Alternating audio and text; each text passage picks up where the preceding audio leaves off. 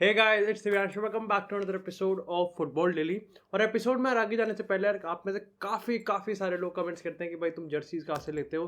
तो भाई यार, ये मैं जर्सी लेता हूँ s2soccer.com से, और ये वीडियो उन्होंने ही स्पॉन्सर करी है। बहुत ही बढ़िया वेबसाइट है यार, एक फॉरेन वेबसाइट है। इनकी सबसे अच्छी चीज़ पता है क्या है? जो इनकी अपकमिंग जो जर्सीज है ना क्लब्स की, वो इन पे ऑलरेडी अवेलेबल है और काफ़ी सही दाम पर है। डेफिनेटली अगर मैं इनके प्राइसेस की बात करूँ तो अगर इंडियन रुपीज़ की बात करें तो 2000 से 2500 के आसपास की है। लेकिन अगर तुम मेरा दिया हुआ प्रोमो कोड यूज़ करोगे DIV, तो तुमको एक्स्ट्रा 15% डिस्काउंट तुमको मिलने वाला है। सो डू मेक श्योर कि तुम इनकी वेबसाइट को ज़रूर चेकआउट करो। हाँ, ये है कि यार, क्योंकि फॉरेन वेबसाइट है तो तुमको जो डिलीवरी है वो थोड़ी लेट मिल सकती है, कम से कम 10 से 15 दिन ले लेंगे। लेकिन एब्सोल्युटली जो क्वालिटी है यार, वो एक नंबर है और सेक्सी है। लेकिन इसी के साथ यार, बात करते हैं अपने आज की एपिसोड की पहली अपडेट की, जो कि आती है मैनचेस्टर यूनाइटेड से। अब यार, एक तरफ हम देख रहे हैं कि यहाँ पर रोनाल्डो के रिगार्डिंग कुछ ट्रांसफर रूमर्स हैं, कुछ ट्रांसफर सिचुएशन बैठी है। लेकिन अगर दूसरी तरफ हम बात करें तो आपको डेफिनेटली पता होगा कि एक दो एपिसोड पहले मैंने ये चीज़ डिस्क्लोज करी थी कि यहाँ पर एरिक टेन हैग और रोनाल्डो के बीच में एक्चुअली में कम्युनिकेशन हुआ है। लेकिन वो कोई उसके फ्यूचर को लेकर नहीं हुआ है, बल्कि एक्चुअली में इस चीज़ को लेकर हुआ है कि क्या यहाँ पर क्रिस्टियानो रोनाल्डो को कैप्टन बनाना चाहिए या फिर नहीं बनाना चाहिए। अब देखो यार, इस सिचुएशन को देखने के ना दो तरीके हैं। सबसे पहले ये चीज़ है कि क्या हैरी मैगवायर सही में कैप्टनसी से हट रहा है, और क्या ये कितना सही डिसीजन होगा। अब देखो यार, मेरे को हमेशा से ये लगता है कि अगर एरिक टेन हैग आके कुछ सही में ही बहुत बड़ा करना चाहता है, जो कि कहीं ना कहीं फैंस में पॉपुलर होगा, और एक तरीके से ड्रेसिंग रूम में उसकी अथॉरिटी को भी कहीं ना कहीं फर्म रखेगा, वो कहीं ना कहीं कैप्टनसी का मुद्दा है। और अगर देखो, आपने हैरी मैगवायर को कैप्टनसी से हटाया तो उसके में भी एक सेंस ऑफ कंपटीशन आना चाहिए। जो कि देखो, मेरी कोई पर्सनल हेट नहीं है, और ना ही मैं ये चाहता कि हैरी मैगवायर का पूरे टाइम बेंच पे सड़ा के रखो। इट्स जस्ट कि उस यूनाइटेड के पूरे ड्रेसिंग रूम में ना कहीं ना कहीं ये फीलिंग किसी ना किसी को तो बिठानी ही पड़ेगी। And I think Erik ten Hag is the perfect man, जो कि ये चीज़ बिठा देगा कि अगर आप अच्छा नहीं खेलोगे, अगर आप बकचोदी काटोगे, तो आप सीधा बेंच पे बैठोगे। और हैरी मैगवायर को आप तब तक ये नहीं कर सकते जब तक उसके हाथ में यहाँ पर कैप्टन आर्मबैंड बना हुआ है। अब बात करते हैं दूसरे स्टाइल की। अब अगर हमने मान लो कि पहला स्टेप पूरा कर भी दिया कि ठीक है, हम हैरी मैगवायर को हटा रहे हैं, तो दूसरा स्टेप आता है कि बनेगा कौन। अब देखो, यहाँ पर कहीं ना कहीं अगर इंग्लिश मीडिया की बात करें, फैंस के प्रेशर की बात करें, देखो आप और मैं डेफिनेटली अपना अपना ओपिनियन दे सकते हैं। लेकिन अगर मेजोरिटी, अगर पब्लिक ओपिनियन की बात करें, तो वो डेफिनेटली चाहते हैं कि क्रिस्टियानो रोनाल्डो यहाँ पर मैनचेस्टर यूनाइटेड को कैप्टन करे और लीड करे, एटलीस्ट फॉर 1 ईयर। अगर हम ये मान के चल रहे हैं कि वो 1 साल, सिर्फ 1 साल ही रहेंगे यूनाइटेड में, तो यहाँ पर ये चीज़ कितना ज़्यादा काम करेगी। अब देखो यार, डेफिनेटली हम पिछले सीजन से एक पैटर्न को नोटिस करते हुए आ रहे हैं, तो वो यही है कि रोनाल्डो के रिगार्डिंग हमेशा यूनाइटेड के ड्रेसिंग रूम में एक ना एक ग्रुप तो बनता ही है, चाहे वो इंग्लिश ग्रुप हो, चाहे वो कोई और ग्रुप हो। और यहाँ पर भी पूरे पूरे चांसेस है कि वो ग्रुप बनेंगे। ऐसे में अगर एरिक टेन हैग चाहे तो वो सेफ खेल सकता है कि ठीक है, हम डेविड दे को बना देते हैं, इसकी सबसे बनती है। हालांकि डेविड दे और रोनाल्डो हमेशा एक टीम में रहते हैं। लेकिन अगर वो थोड़ा सा बोल्ड मूव करना चाहता है कि नहीं, मेंटालिटी लानी ही पड़ेगी, और रोनाल्डो जो करता हुआ आ रहा है वो इनके में इंस्टिल्ड करना ही पड़ेगा, वो मेंटालिटी चाहिए ही चाहिए। एंड नो फक्स गिवन कि ठीक है, तुम कुछ भी तुमको लगे कि रोनाल्डो को एक तरीके से फेवर किया जा रहा है, टैनक के गांड मराओ अपनी, मैं तो रोनाल्डो को ही कैप्टन बनाने वाला हूँ। वो बहुत ज़्यादा बोल्ड मूव हो जाएगा, मेरे लिए कहीं ना कहीं काफ़ी ज़्यादा सही मूव भी होगा। क्योंकि देखो, एक तरीके से 1 साल है, और अगर उसने एरिक टेन हैग ने एक्चुअली में हल्ला चिल्ला चिल्ला के बोल दिया ना कि रोनाल्डो उसके प्रोजेक्ट का लीडर है, तो उससे ज़्यादा बेहतरीन चीज़ और कुछ नहीं हो सकती। लेकिन कहते हैं ना कि कितनी आयरनी की बात है, एक तरफ हम यहाँ पर ये बात कर रहे हैं कि रोनाल्डो यूनाइटेड को कैप्टन कर सकता है, वहीं दूसरी तरफ मैं एक्चुअली में तुम्हारे काफ़ी लोगों के कमेंट्स पढ़ रहा था जो कि सही में इस चीज़ पर बिलीव कर रहे हैं कि रोनाल्डो यूनाइटेड को छोड़ के जा सकता है, because of the champions league football and the less competitive team. लेकिन इसी के साथ यार, बात करते हैं अपनी नेक्स्ट अपडेट की, जो कि आती है यहाँ पर बार्सिलोना से।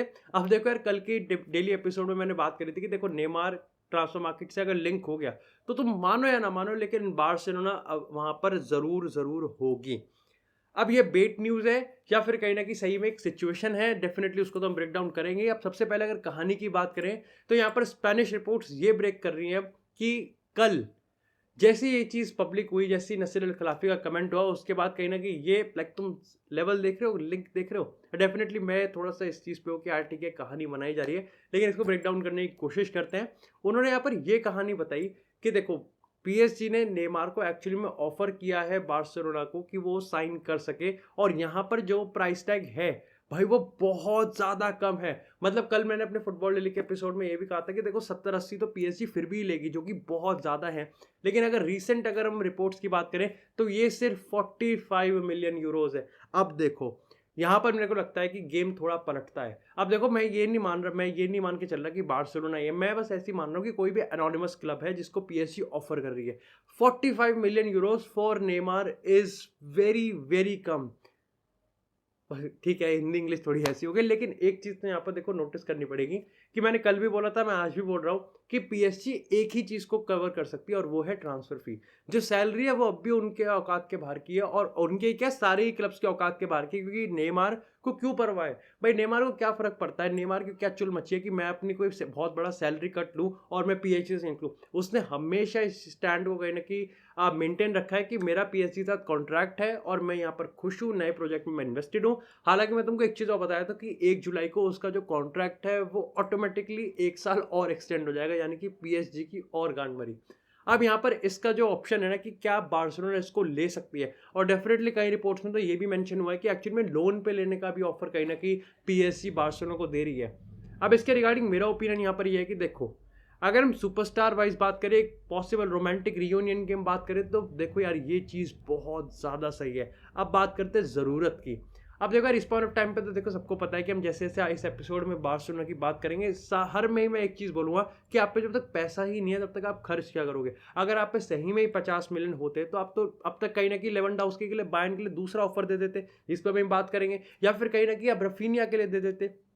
तो कहीं न कहीं मेरे को लगता है कि बार्सिलोना के पास क्योंकि पैसा ही नहीं है, और जो उसकी प्रायोरिटीज़ हैं वो भी कहीं कुछ और है, तो मेरे को लगता है कि बार्सिलोना अपने आप को नेमार से डिस्टेंस ही रखेगी। लेकिन क्या ये एक्चुअली में बहुत इंटरेस्टिंग मूव है?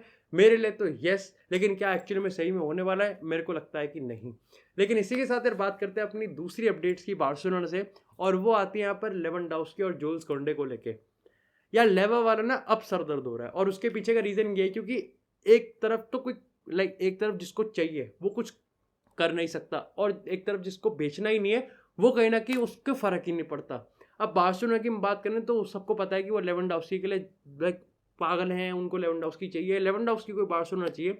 लेकिन बार्सिलोना चाहकर भी एग्रेसिव जा नहीं सकती क्योंकि पैसा ही नहीं है। जब तक आप अपने इकोनॉमिक लेवर को एक्टिवेट नहीं करोगे, जब तक आपने जो प्रपोज़ल को ग्रीन लाइट दिलवाई है सोशियोस से, आप उसको सही से इम्प्लीमेंट नहीं करोगे, आपके पास पैसा ही नहीं आएगा, आपके पास कैश इनफ्लो नहीं है, तो आप खरीदोगे क्या? उसके बाद अगर हम बात करें बायर्न की, तो लेवेंडोव्स्की लिटरली जो खिल्ली उड़ा रहा है उसका कोई फ़र्क ही नहीं पड़ रहा। अब कल भी बायर्न के सीईओ ने ये चीज़ कही है कि जूलियन नागलसमैन को पता है कि लेवेंडोव्स्की कितना ज़्यादा इंपॉर्टेंट है उसके प्रोजेक्ट के लिए, और कोई चूतिया ही होगा जो कि एक्चुअली में एक सीज़न के जो प्लेयर है 30-40 गोल्स आपको दे रहा है, उसको बस ऐसे ही जाना दे। अब यहाँ पर कहीं न कहीं देखो, मेरे को लगता है कि ये केस स्टडी है ना, ये काफ़ी ज़्यादा सिमिलर है अगर हम दोनों को मिक्स कर दें, दैट इज़ साला टू लिवरपूल, एंड यहाँ पर जो एम्बापे एंड पीएसजी का। वहाँ पर भी ये था कि 1 साल पहले ही चुल मचने लगी एम्बापे की कि नहीं अब मेरे को पीएसजी छोड़ना है। लेकिन फ़र्क ये था कि एम्बापे ने कभी पीएसजी के बारे में बुरा नहीं कहा था, और पीएसजी ने भी इसके थोड़ा-सा मैं कहूँगा कि प्रोफेशनली हैंडल करा था। अगर बात करें हम यहाँ पर साला और लिवरपूल की, तो खैर इनमें भी कोई लड़ाई नहीं है, लेकिन साला ने ये चीज़ तो कंफर्म कर दी कि अगर मेरे को पैसे नहीं दिए जाएँगे तो मैं लिवरपूल छोड़ के चला जाऊँगा, और इसी का एक गंदा वर्ज़न दोनों को मिला के आता है लेवेंडोव्स्की और बायर्न का। अब लेवेंडोव्स्की को ये भी नहीं पता कि वो पैसे में मान जाएगा, ये भी नहीं पता कि क्या उसको क्या प्रॉब्लम है, क्या दिक्कत है, लेकिन ये सबको पता है कि वो बार्सिलोना जाएगा और वो बायर्न छोड़ेगा।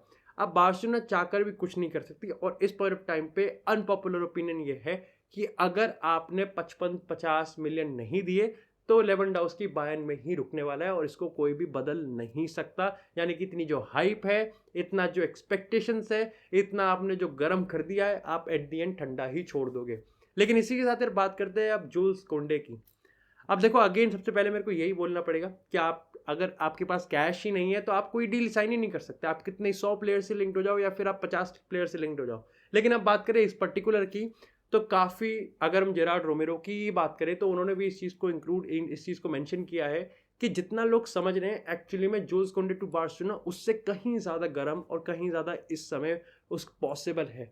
लेकिन कल यहाँ पर कहने की स्पेनिश रिपोर्ट, अगर हम कोप की बात करें तो उसने इस चीज़ को रिवील किया है कि सविया और बार्सिलोना, जो कि अब तक अंडरग्राउंड नेगोशिएशन, जो कि हम कहते हैं बैक चैनल कम्युनिकेट कर रहे थे, अब कहीं ना कहीं ऑफिशियली यहाँ पर वो कॉन्ट्रैक्ट नेगोशिएशन को लेके अब यहाँ पर बात कर रहे हैं। और इस पॉइंट ऑफ टाइम पे धीरे धीरे हम कह सकते हैं कि बार्सिलोना जो सेविया की डिमांड्स है उसको एक्सेप्ट कर सकती है, लेकिन अगेन जब पैसा ही नहीं है तो आप कुछ कर ही नहीं सकते। और ऐसे में यहाँ पर प्रॉब्लम ये है कि चेल्सी ऑलरेडी इस रेस में बहुत टाइम से है, और ये भी नहीं कह सकते कि जूल्स कोंडे को चेल्सी नहीं चाहिए। जूल्स कोंडे को चेल्सी चाहिए। इस जस्ट कि जिस रेस में बार्सिलोना एंटर कर जाती है तो आदमी का दिमाग थोड़ा सा तो डगमगा जाता है, और यहाँ भी सेम सिचुएशन है। लेकिन इसी के साथ यार बात करते हैं अब थोड़ी सी उस्मान डेम्बेले की। एक ऐसा प्लेयर मेरे को लगता है जो कि कंफ्यूज्ड है, और कंफ्यूजन के चक्कर में ना वो कहीं ना कहीं अपने रिलेशंस खराब कर रहा है। आई थिंक मेरे को एक भी इंस्टेंस याद नहीं आ रहा जब जावी ने एक्चुअली में उस्मान डेम्बेले की साइड नहीं लियो after becoming the Barcelona manager. अब अगर सिचुएशन की बात करें तो कहानी स्टार्ट होती है उस्मान डेम्बेले के एजेंट से, जब उसने ये चीज़ इंक्लूड करी कि देखो बार्सिलोना का जो ऑफर है ना वो बाकी क्लब के ऑफर से ज़्यादा दूर नहीं है, तो ऐसे में अगर बार्सिलोना थोड़ा सा और पुश करेगी ना तो यहाँ पर उस्मान डेम्बेले रिन्यू कर देगा। अब यहाँ पर इंटरेस्टिंग फैक्ट मेरे को ये लगता है कि देखो इन पे ऑफर ही नहीं है, इन पे कोई ऑफर नहीं है, इन पे किसी और क्लब का ऑफर नहीं है, इन पे सिर्फ इंटरेस्ट है पीएसजी का, जो कि अब वो भी लुइस कैंपोस के डायरेक्शंस पे हट रही है उस्मान डेम्बेले से, जबकि डेम्बेले काफ़ी इंटरेस्टेड है पीएसजी को ज्वाइन करने में, लेकिन पीएसजी को अब डेम्बेले नहीं चाहिए। दूसरा आता है चेल्सी अच्छा खासा जा रही थी डेम्बेले के लिए, लेकिन अब कहीं ना कहीं स्टर्लिंग वाली सिचुएशन ने पूरा मामला ही यहाँ पर घुमा दिया। और कहीं ना कहीं कह सकते हो कि नेमार का भी ये जो बीच बीच पे चूटी कट रही है ना, ये भी कहीं ना कहीं चेल्सी को 2 बार सोचने पे लाइक कर रही है। End of course the Raphinha mention, ये भी हम इसको नहीं भूल सकते कि रफीनिया भी उस ट्रांसफर मार्केट में अवेलेबल है। यहाँ पर कहीं ना कहीं उस्मान डेम्बेले पे इस पॉइंट ऑफ टाइम पे टेबल पे कोई ऑफर है ही नहीं, और उसको भी पता है। यहाँ पर रिसेंटली रिपोर्ट्स भी आई थी कि जब डेम्बेले ने जावी को ये चीज़ कही कि देखो भाई मेरे को तो बार्सिलोना रुकना है, लेकिन सिर्फ एक छोटी सी डिमांड है कि तुम पैसे अपने बढ़ा दो। जावी ने रिस्पेक्टफुली हमेशा उसकी साइड लेते हुए कहा कि देख भाई तेरे को मेरे को तू चाहिए, लेकिन जिस डिमांड पे तू कह रहा है उस पे नहीं चाहिए, तो तू अब या तो 1 जुलाई से पहले हमको हाँ कर दे, या फिर सही में तू 1 जुलाई के बाद तू चला जा, हमको कोई दिक्कत नहीं है। यानी कि बार्सिलोना का अब इस नेगोशिएशन में पलड़ा है ना वो बहुत ज़्यादा भारी है, और डेम्बेले के हाथ में अब कुछ नहीं है, क्योंकि अब सबको पता चल गया है कि डेम्बेले के सामने टेबल पे कोई ऑफर है ही नहीं। इट्स जस्ट कि उसके एजेंट बार्सिलोना पे प्रेशर पुट कर रहे हैं। अब इसके रिगार्डिंग पूरे कहानी के रिगार्डिंग मेरा ओपिनियन, आई सेड अगर आपको एक ऐसा मैनेजर मिल रहा है जो कि आपके साइड है, जब आपका और क्लब के बीच का स्टैंड ऑफ हो रहा है, एक ऐसा मैनेजर जो कि क्लब बहुत पसंद करता है, यानी कि जावी जो क्लब का प्रेसिडेंट है वो कहीं ना कहीं उसकी बहुत अच्छी पटती है, और आप दोनों के स्टैंड ऑफ में वो प्लेयर की साइड ले रहा है, तो आप तो भाई बहुत लकी हो। इट मीन्स आपके में कुछ ना कुछ तो स्पेशल है। दूसरी चीज़, अगर कुछ पैसों की बात करते हैं, आई थिंक जिस तरीके से लास्ट सीजन डेम्बेले ने इम्प्रूव किया, जिस तरीके से डेम्बेले ने परफॉर्म किया, वो बहुत ज़्यादा सही है, और वो बहुत ज़्यादा सर्टेन और जस्टिफाइड है कि जावी नेक्स्ट सीजन भी डेम्बेले के साथ बहुत कुछ कर सकता है। तो कुछ मिलियंस के लिए कहीं ना कहीं अपना करियर जो कि आने वाला पीक हम कह सकते हैं डेम्बेले के लिए, वही अगर ख़राब करेगा तो उससे चूतियापंथी कोई चीज़ हो नहीं सकती। बाकी जितना टाइम ये एक्चुअली में लेगा, जितना लाइक कोई कितना भी कहे कि हाँ उसका एजेंट कर रहा है, उसकी एजेंट ये बकचोदी कर रहा है, लेकिन है तो तेरा ही एजेंट ना, है तो तेरा ही एजेंट। कहीं ना कहीं आपके बिना, आपके बगैर ये चीज़ हो ही नहीं सकती। ऐसा तो नहीं है कि डेम्बेले कह रहा है कि नहीं मेरे को तो 10 मिलियन चाहिए, और एजेंट कह रहा है कि नहीं डेम्बेले को 25 मिलियन चाहिए। There is a green light from you. अब लेवेंडोव्स्की का एजेंट जो भी कर रहा है, सबको पता है ना कि लेवेंडोव्स्की की हाँ है, वो तो खैर ये बात है कि लेवेंडोव्स्की के एजेंट से ज़्यादा लेवेंडोव्स्की ही कर रहा है, वो तो अलग ही केस है। बाकी आप डू लेट मी नो कि आपके इसके रिगार्डिंग क्या ओपिनियन है, और अगर आपको ऐसी आने वाली अपकमिंग जो क्लब्स की न्यू जर्सीज अगर आपको बाय करनी है तो डू मेक श्योर कि जो मैंने लिंक डिस्क्रिप्शन में दे रखा है और पिन कमेंट में दे रखा है, आप उस पर जाके क्लिक करें, मेरा प्रोमो कोड यूज़ करें DIV for the additional discount, and I'm definitely assuring you will not be disappointed. बाकी that's it for this episode guys. I hope आपको एपिसोड पसंद आया, एपिसोड को पसंद आया तो एपिसोड को लाइक करें, चैनल को सब्सक्राइब करें, आपको इसी तरह फुटबॉल से एक्सक्लूसिव कंटेंट चैनल पे मिलता रहेगा। तब तक के लिए stay tune, stay safe, and I will see you in the next episode.